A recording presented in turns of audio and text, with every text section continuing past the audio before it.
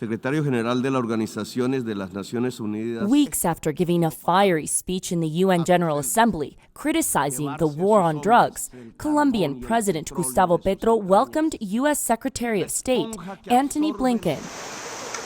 Politicians and media analysts have been speculating how Petro, the country's first left-wing president, will handle relations with the United States, which has supported Colombia's right-wing leaders. We're helping Colombia diversify its supply. The exchanges were friendly.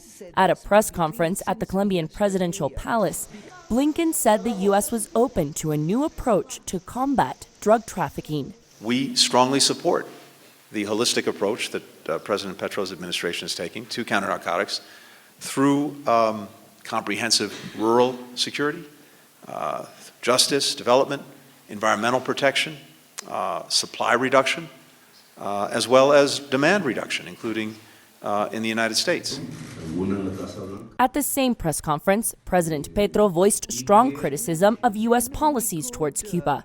He denounced the decision by the U.S. to include Cuba on its list of nations that support terrorism. Eso se llama una injusticia. That is called injustice, and therefore, in my opinion, it does not depend on us. It must be corrected. Debe ser corregido.